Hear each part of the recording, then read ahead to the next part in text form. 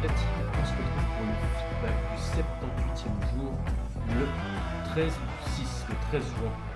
Alors, 24 heures après, un peu plus de 24 heures après les premiers lancements de pub, donc j'arrive à 500 euros en moins de 24 heures de chiffre d'affaires. C'est pas mal, ça va. C'est pas ouf parce qu'en fait j'ai deux trois pubs les mêmes. J'ai même augmenté un tout petit peu le budget de 15 euros. Donc normalement j'aurais dû toucher beaucoup plus. Mais bref, comme je connais pas encore assez bien Google, mais il me semble que de toute façon couper des adsets en plein lancement peut poser quelques soucis et il faut regarder pendant quelques jours avant de commencer à faire les modifications. Bon, au moins ça fait déjà une petite rentrée d'argent. C'est pas le néant absolu. Donc de toute manière, c'est déjà quelque chose de pas mal. Je pense que ça va aller en augmentant. Donc on verra bien. Je vais essayer de pas trop toucher les pubs pendant 3 4 jours pour voir comment ça se passe. Parce que moi, on m'a dit, j'ai entendu dire qu'en gros, du moment où on bidouille des adsets, il faut à peu près 2 3 voire 4 jours pour renverser la balance et que ça redevienne rentable et que ça prenne un peu une courbe un peu exponentielle. Donc on verra bien ce que ça va donner dans les 2 3 jours qui vont venir. Sinon, donc je suis content, tout est lancé. J'ai pas de bug, l'argent arrive bien, j'ai contrôlé Stripe, j'ai contrôlé Facebook Business, PayPal Business, donc ça fonctionne plutôt bien, donc je suis assez content. Alors sinon, qu'est-ce que j'ai fait donc aujourd'hui? Donc tout le lancement, et puis ben, comme d'hab, je me suis un peu branlé les couilles, mais j'ai commencé à faire les premières esquisses de pub aussi pour Gaëtan, donc sur le compte Google Ads. Donc voilà, ça va être, je vais faire le lancement, je pense demain ou après-demain, on verra. Ça dépend, je vais un peu trafiquer les pubs, je vais un peu bidouiller deux trois trucs parce qu'il y a pas mal de choses. J'ai envie de tester des choses différentes que par rapport à mon compte Google à moi. Je dis, bah, on est là pour essayer, donc on verra bien ce que ça va donner, vu qu'en plus on vend une formation, donc on ne vend pas du tout un produit.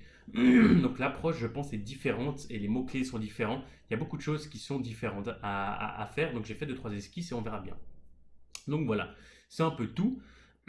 Qu'est-ce que je vais faire demain? Concrètement, je ne sais pas du tout ce que je vais faire demain encore. Et je sais que c'est pas bien parce qu'il faut avoir un planning pour les jours. Mais bref, c'est temps. Je vous dis, comme je vous ai dit, je suis en intense réflexion. Il y a beaucoup de questions que je me pose.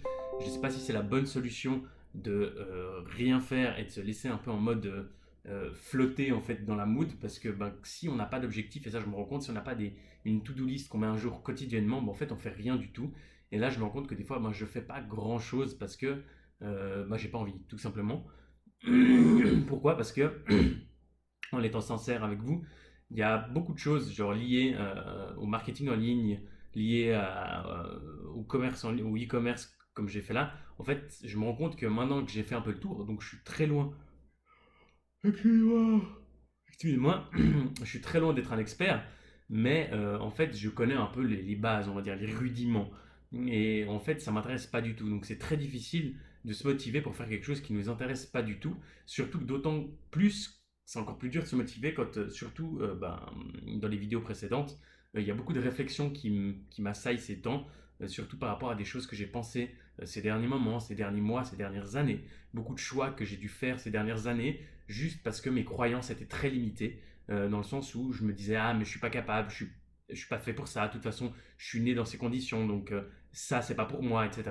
Donc en gros toutes ces choses-là, toutes ces murailles un peu tombent une à une, et on va dire que les rêves que j'avais, les désirs profonds que j'avais à l'époque ressurgissent de plus en plus enfin de plus en plus en force. Donc c'est pour ça qu'il y a beaucoup de choses où je me remets énormément en question et ça prend beaucoup de temps. Donc on va dire que je me branle un peu les couilles dans de la masturbation cérébrale, on va dire. Donc voilà. C'est assez difficile parce qu'on a l'impression qu'en fait, ben, c'est pas qu'on se perd, mais en fait notre route a vite tendance à dévier parce qu'il y a énormément de données qui chaque enfin jour après jour, elles viennent modifier en fait notre manière de penser, notre manière de perception. Donc c'est ça qui est assez chaud parce que chaque jour on devient quelqu'un de différent et surtout moi là maintenant. Et chaque jour, ben beaucoup de choses dans ma tête reviennent, beaucoup de désirs reviennent, beaucoup de questions que je me suis pas posées depuis des années ou des questions que je me suis jamais posées viennent et en fait ces réponses, les réponses que je donne à ces questions ou à ces pourquoi, bah en fait change énormément la donne et le chemin que j'emprunte. Donc c'est pour ça que c'est toujours difficile parce qu'on se dit putain mais je me suis donné corps et âme dans tel ou tel chemin et là maintenant je vois que le chemin, l'objectif est le même, le cap est le même, mais le comment dévie en fait, la trajectoire dévie. Donc voilà, c'est assez compliqué, mais c'est, je pense, la bonne route à faire. Donc j'essaie de ne pas stresser parce que c'est hyper stressant comme situation. Je vous garantis, enfin pour moi c'est hyper stressant parce qu'en fin de compte, du moment où on a un cap bien arrêté, euh, on va dire par exemple un objectif avec un plan d'action bien défini, je vais faire ça, je vais faire ça, je vais faire ça, comme ça va dans le sens de mon why et de ma vie, ben en fin de compte on sait où on va. Et là en fait j'ai envie de vous dire que je connais mon cap, je sais mon why et je sais qui je suis, mais le comment je ne sais pas du tout comment le faire en fait. J'ai pas du tout planifié le comment et j'ai pas de plan d'action et c'est ça qui m'inquiète un peu. Je sais où je vais et je suis persuadé que tous les choix que je vais faire vont aller dans cette direction, mais c'est difficile parce que j'avance un peu, vous savez, à l'aveuglette en fait, dans le sens où j'ai que, on va dire, mon étoile du berger qui me guide, qui est mon cap, et après, advienne que pourra, on verra bien euh, comment mes émotions vont me guider. Donc c'est assez difficile, mais bon, on fait avec, et puis on verra bien ce que ça va donner. Mais il faut surtout pas stresser, parce que en fait, c'est simple, du moment où on laisse place à la peur ou au stress ou à des émotions, on va dire négatives, on a tendance à pas du tout être objectif et on a tendance à prendre des très mauvaises décisions ou tout simplement des décisions régies par la peur. Donc toutes les décisions qui sont prises par la peur ne sont pas du tout les décisions qu'on aurait dû prendre à la base, qui sont pour notre bonheur en fait. Donc voilà, c'est pour ça qu'il faut absolument que je me concentre pour pas me laisser dominer par cette peur et vraiment penser à autre chose en fait. Donc voilà, c'est un peu tout pour moi. Aujourd'hui, il n'y a pas beaucoup plus de conseils. C'est un peu mon état d'esprit actuel. Je veux dire vraiment que je suis un peu face à un... Vous savez, je donne l'exemple de l'avantage du peuple, en fait, que le peuple a, et ça, il y a beaucoup dans notre peuple, dans notre civilisation à l'heure actuelle, c'est qu'il y a beaucoup de numéro 2. Il y a beaucoup de gens qui suivent, et les gens ont besoin de suivre. Donc ça veut dire que les gens ont besoin d'un idéal sociétal, les gens ont besoin d'être assistés, les gens ont besoin d'être aidés, les gens ont besoin d'avoir des gens qui leur disent quoi faire, où faire, comment le faire. Et en fait, ça veut dire qu'en gros, notre chemin est constamment éclairé. C'est pas notre chemin, mais notre chemin est tracé. Donc en gros, il n'y a pas d'inquiétude liée à la peur. Par contre, ben, on vit pas forcément la vie qui est la nôtre ou la vie qu'on aurait rêvé de faire. Moi, là, qui ai pris toutes ces décisions ces derniers 78 jours, j'ai enfin fait le choix de prendre la vie, de choisir le chemin qui est le mien.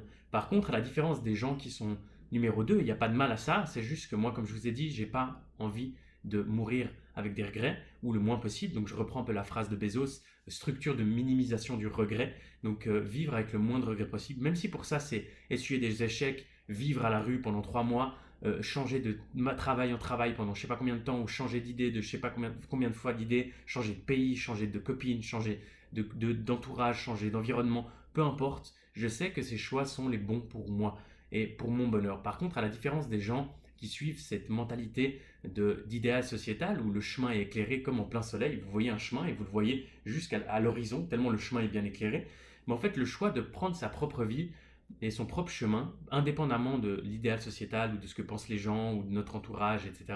Donc de vivre vraiment en fonction euh, de notre propre définition du bonheur et de la joie, c'est que, en gros, pour imager, c'est une image qui revient souvent, c'est comme si vous faisiez, genre par exemple Genève-Barcelone en voiture en pleine nuit. Et en gros, vous avez les phares. Donc à la différence des numéros 2, ça veut dire que dans ce chemin, en fait, je vois pas plus loin que les 10 mètres qu'éclairent mes phares, alors que le tracé du chemin va jusque bien plus loin que l'horizon. Donc il y a des milliers de kilomètres à faire sur ce chemin. Et à la place d'être comme les gens qui ont choisi, je pense pas qu'ils l'ont choisi, mais qui ont été conditionnés à suivre, à être des numéros 2 et à tout bêtement courir derrière un idéal sociétal ou alors à accepter une forme de fatalité parce ils sont pas nés au bon endroit au bon moment, bref, voilà, ou à qui eux le chemin est constamment éclairé, donc le chemin est éclairé sur toute la longueur, ben là on va dire que on avance un peu comme je vous dis un Genève-Barcelone en pleine nuit avec des phares, donc j'avance 10 mètres par 10 mètres en sachant pas du tout ce qui va se passer après. Et ça fait peur. Et en fait, la clé, c'est ne pas se laisser diriger par cette peur parce que, en fait, la peur va nous ramener sur le chemin éclairé qui n'est pas le nôtre et nous prendre des décisions, nous faire prendre des décisions qui ne sont pas les bonnes. Donc c'est très difficile, ça demande énormément d'énergie et de concentration et surtout de croyance en soi et de croyance comme quoi tout va bien se passer. Ça, c'est difficile de maintenir cette croyance parce qu'il y a des hauts et des bas. Donc voilà, c'est un peu tout pour moi, c'est mon petit pitch de la journée. On se revoit dès demain pour le feedback de la 79e journée. On arrive dans les 21 derniers jours de challenge, donc voilà. Sur ce, croyez en vous, même si c'est pas tous les jours facile, et dites-vous simplement qu'est-ce que vous voulez le jour de votre mort en fait. Et moi, je pense que j'ai trouvé, c'était une fois un ami que j'aime bien. C'est pas un ami très très proche, mais c'est quelqu'un que je connais bien. Et un ami à cette personne que je connaissais aussi est décédé. Est décédé très jeune, à 30 ans, la trentaine, je crois, entre 30 et 35 ans. Et on a un peu parlé de ça parce qu'en fait, la personne, on va dire, jouait un peu avec la mort parce qu'il faisait beaucoup de sport extrême. Il a fait beaucoup de choses genre, que beaucoup de gens n'auraient jamais fait, tout simplement par peur. Et cet ami-là donc m'a fait part d'une phrase que son ami lui avait dit, donc qui est décédé. Je m'emballe un peu, mais bref, vous allez comprendre. Et je lui ai dit, mais tu trouves pas ça bête que des gens genre, jouent autant avec la mort en fin de compte? Des gens jouent autant avec le risque et que les gens euh, en fait mettent de côté cette peur et genre font des trucs complètement absurdes. Euh, et il m'a dit une phrase qui est absolument magnifique et que je me rappelle seulement maintenant, ça fait quelques temps qu'il me l'a dit. Et il m'a dit, ben, donc son ami lui a dit avant de décéder, enfin, je préfère vivre un seul jour comme un lion que vivre 100 ans comme une tortue. Et au final, cette phrase, elle est magnifique parce que de vivre un seul jour en ayant pleinement décidé, même en connaissant les risques, mais en étant été la personne, en ayant fait 100% des choix de cette journée de votre plein gré, ni en étant lié à une peur, ni en étant lié à un travail, ni en étant lié à un supérieur, ni en étant lié à une coutume sociale ou à une redevance sociale ou à une prestance sociale qu'on doit, ou à une doctrine ou à quoi que ce soit, ou à un bourrage de mou qu'on a eu, mais de vivre un seul et unique jour en fonction de vos propres désirs. 100% de cette journée ont été faits en fonction de vos désirs, de vos choix, valent 100 ans de vie comme une tortue en fait, lobotomisés comme des esclaves en fait. Et ça me revient maintenant, et c'est pour ça que beaucoup de choses me font accepter beaucoup plus de choses dans la vie, où je me dis qu'en fin de compte, j'ai pas envie de vivre une vie où 100 ans dans la sécurité, entre guillemets, dans cette sécurité qu'on nous miroite, et au final où on vit juste enchaîné à 20 km de circonférence de chez nous, et on restera là toute notre vie à courir derrière un idéal sociétal. Et en fin de compte, j'appelle ça une vie d'esclavage pour moi. Et est-ce que vraiment ça vaut la peine de vivre 100 ans comme ça, en sachant qu'à la fin, de toute façon, on en meurt, et à la fin, il y a énormément de regrets. Donc c'est pour ça que je me dis, je préfère vivre un jour comme un lion et ne pas avoir de regrets. Quitte à faire des choses absurdes, on va dire des choses risquées, comme bêtement, comme j'ai fait là, à l'époque, donc tout quitter mon travail, tout envoyer chier, enfin envoyer chier poliment, et on va dire, par exemple, retirer mon deuxième pied pour démarrer au début, donc on n'a pas du tout de sécurité pour plus tard, peut-être même quitter la Suisse pour le futur, peut-être même faire d'autres choses, enfin peut-être même commencer un sport qui me plaît, mais qui est peut-être par exemple comme le parachutisme que j'ai toujours rêvé mais j'ai toujours eu peur. Enfin, il y a beaucoup de choses en fait où en fin de compte on se limite et on vit, en fait on est l'esclave de nous-mêmes et on s'auto-enchaîne en fait. Et en plus de ça, couplé à l'éducation et à la doctrine, au bourrage de mou de la société, plus de notre environnement, plus de notre éducation, plus de tout ça, en fin de compte, notre vie ne nous appartient absolument pas en fait. Personne ne vit la vie qu'il aurait envie de vivre. Et c'est pour ça que maintenant j'ai envie de briser ces chaînes et de prendre des risques, entre guillemets, dans ma vie et vivre la vie que j'ai choisie. Même si ces choix me font forcément tout d'un coup heurter des gros gros murs et tout d'un coup être dans des difficultés, peu de gens seraient capables de s'en sortir, c'est pas grave. Au moins, j'aurai la conscience et j'aurai le plaisir d'avoir 100% choisi la vie que j'ai décidée. Et j'aurai choisi mon propre destin. Et c'est ça, en fait, où j'ai envie d'en venir. Et c'est ça la clé, en fait. Donc pour moi, vivez votre vie, amusez-vous, et on se voit demain. Ciao.